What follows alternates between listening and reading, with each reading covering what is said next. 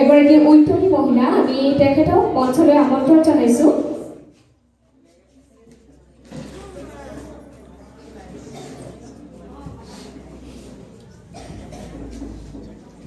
বাইদেউ সম্বৰ্ধনা জনোৱাৰ প্ৰাক মুহূৰ্তত আমি মঞ্চলৈ আমন্ত্ৰণ জনাইছোঁ তেওঁকৰ এগৰাকী ছাত্ৰ সংগঠনৰ নেতা ৰন্তু ভূঞা, লগতে যোৰহাট জিলা ছাত্ৰ সন্থাৰ সাহিত্য সম্পাদক প্ৰাঞ্জল দত্তক আমি মঞ্চলৈ আমন্ত্ৰণ জনাইছোঁ।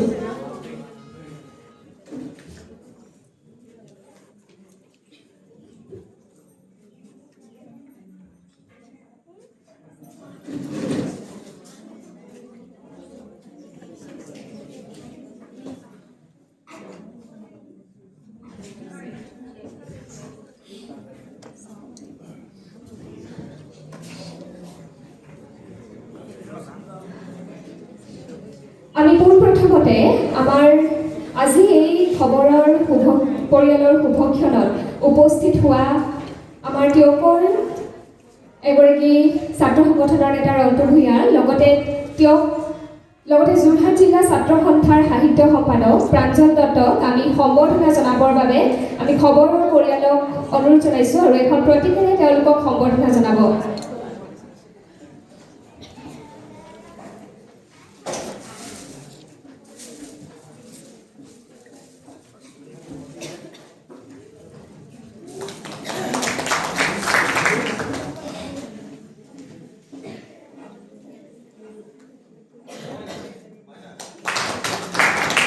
ধন্যবাদ জনাইছোঁ। এই মুহূৰ্তত আমি কবিতা বাইদেউক সম্বৰ্ধনা জনাবৰ বাবে আগবাঢ়িছোঁ। কবিতা বাইদেউক পোনপ্ৰথমতে সম্বৰ্ধনা জনাব সাহিত্য সম্পাদক প্ৰাঞ্জল দত্তই। আমি পোনপ্ৰথমতে তেওঁক এখনি চেলেং আৰু এখনি প্ৰতীকেৰে সম্বৰ্ধনা জনাবলৈ আমি অনুৰোধ কৰিছোঁ।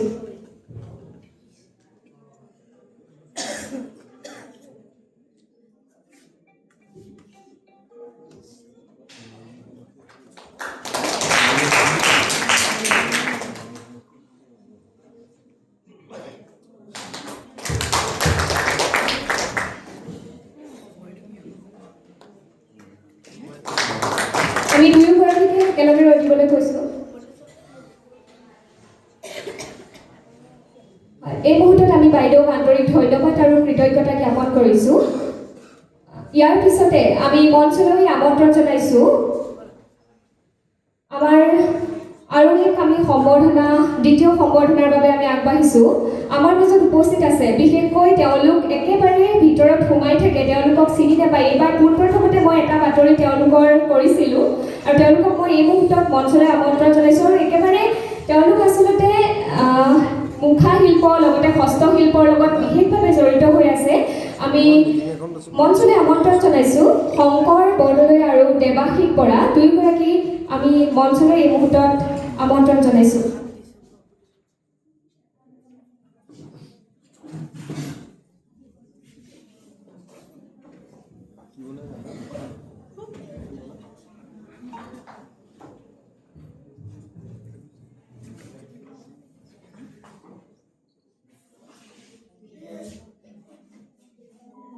এই মুহূৰ্তত তেওঁলোকক সম্বৰ্ধনা জনাবলৈ আমি মঞ্চলৈ আমন্ত্ৰণ জনাইছোঁ। আমাৰ মাজত উপস্থিত আছে আমাৰ যোৰহাট জিলা প্ৰাথমিক শিক্ষক সন্মিলনীৰ সম্পাদক অনুপম গগৈ ডাঙৰীয়া, তেখেতক মঞ্চলৈ আমন্ত্ৰণ জনাইছোঁ। লগতে উপস্থিত আছে আচ্ছাৰ বিষয়ববীয়া মই প্ৰথমতে মাতিছোঁ এপল কিস্কো মাঝি।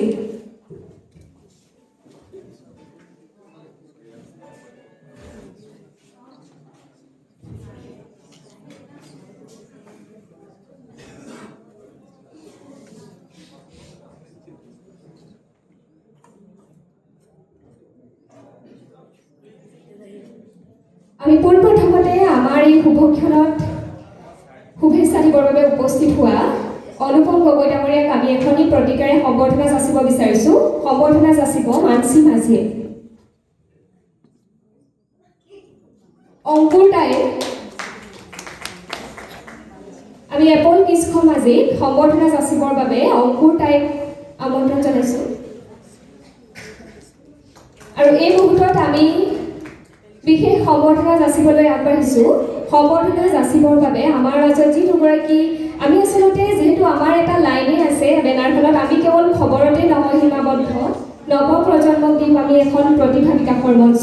আমি আগতেই কৈ আহিছোঁ, আমি খবৰৰ লগে লগে আমাৰ যিসমূহ সোমাই আছে, একেবাৰে ভিতৰত সোমাই আছে, তেওঁলোকক আমি বহুত চেষ্টা কৰিছোঁ এই 5 বছৰে উলিয়াই আনিবলৈ। আগন্তুক দিনত আপোনালোকে যদি আশীৰ্বাদ কৰে আৰু আমি নিশ্চয় পাৰিম। আৰু এই মুহূৰ্তত এওঁলোকক হয়তো বহুতে চিনি নাপায়, কিন্তু তথাপিও আমি আমাৰ এই মঞ্চতে তেওঁলোকক অকণমান সম্বৰ্ধনা যাচিব বিচাৰিলোঁ। আৰু পোনপ্ৰথমে আমি সম্বৰ্ধনা কাৰ্যসূচীলৈ আগবাঢ়িছোঁ। আৰু আমাৰ মাজত যিহেতু দুগৰাকী আমি অতিথি আমন্ত্ৰণ কৰি আনিছিলোঁ, তেওঁলোকক সম্বৰ্ধনা জনাবৰ বাবে আমি আগবঢ়াইছোঁ।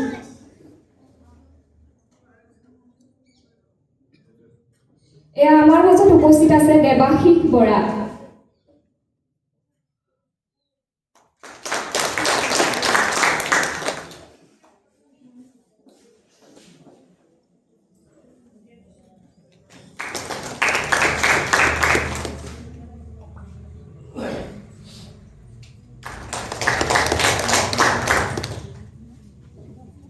ইয়াৰ পিছতে আমি শংকৰ বৰদলৈ সম্বৰ্ধনা জনাবৰ বাবে এপল ইস্কো মাঝি ডাঙৰীয়াক অনুৰোধ কৰিছোঁ।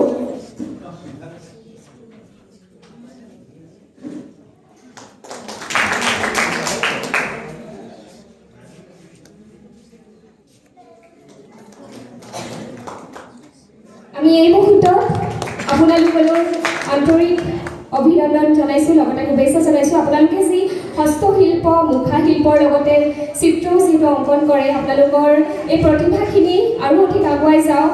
ইমান কষ্টৰ মাজেৰে আজি এটা পৰ্যায় পাইছেহি ইমান বছৰে, তাৰ বাবে আন্তৰিক শুভেচ্ছা জনাইছোঁ আমাৰ পৰিয়ালৰ তৰফৰ পৰা। লগতে এইখিনিতে তেওঁলোকে আমাক জনাইছে যে তেওঁলোকে আমাৰ কাৰণেও কিবা এটা উপহাৰ আনিছে। কি আনিছে এইটো তেওঁলোকে নিশ্চয় ক'ব। মই তেওঁলোকলৈ মাইক্ৰফোনটো আগবঢ়াই দিছোঁ।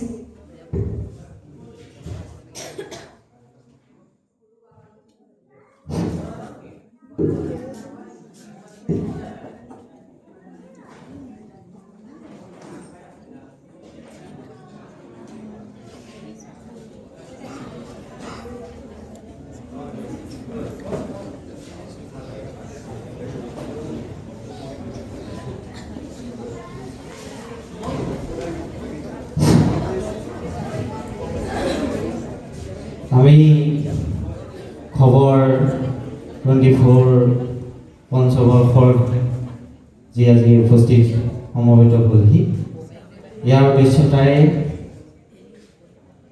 আমি আপোনাৰ খবৰ নিমন্ত্ৰণৰ ৰক্ষা ৰাখি কম সময়ৰ ভিতৰতে আপোনালোকৰ বেছি দিব নোৱাৰো সময়, আমাৰ আৰু জেগাত যাবলগীয়া হৈ আছে।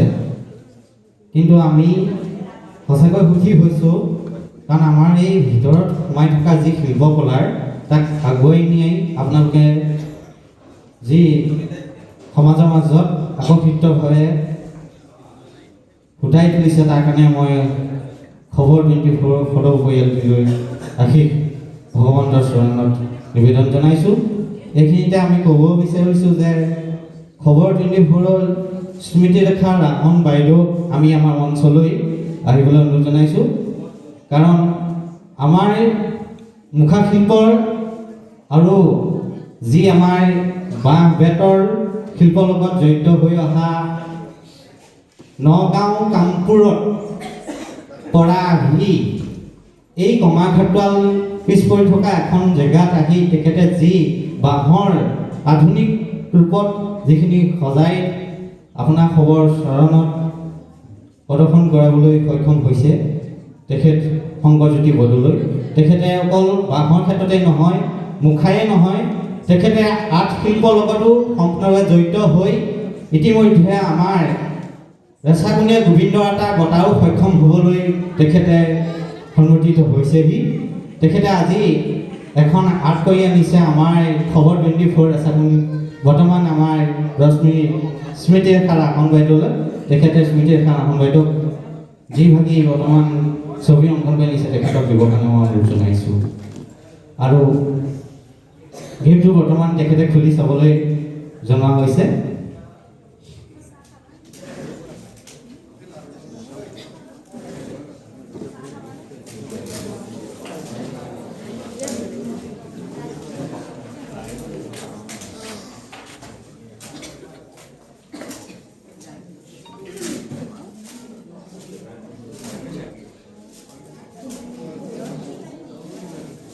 এয়া আমাৰ স্মৃতি ৰেখা ৰাসন বাইদেউ সম্পূৰ্ণৰূপে তেখেতে ফুটাই তুলিছে বহুত কষ্টৰে।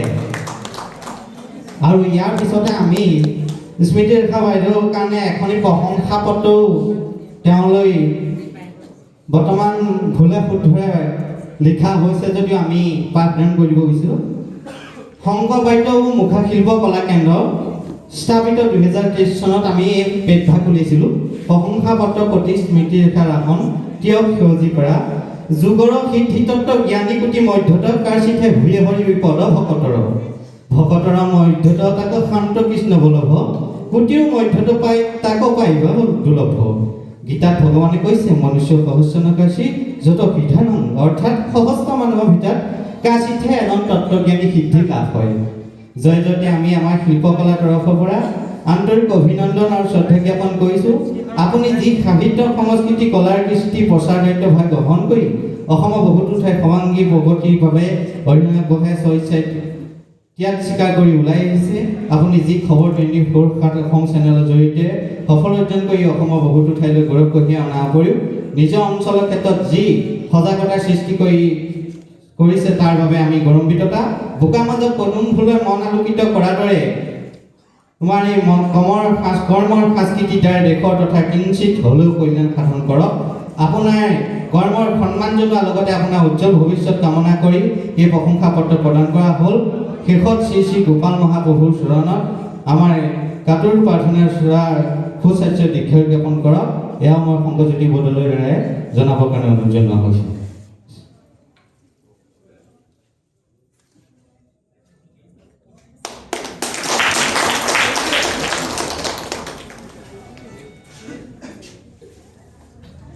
মোৰ এই ইমান আচলতে মই ভবাই নাছিলোঁ বাৰু। এই শুভক্ষণাত মোক ইমানখিনি সম্বৰ্ধনা জনাইছে। মই মঞ্চলৈ মোৰ প্ৰতিটো খোজতে লগত লাগি থকা মোৰ ছোৱালী পল্লৱ শইকীয়াক আমন্ত্ৰণ জনাইছোঁ।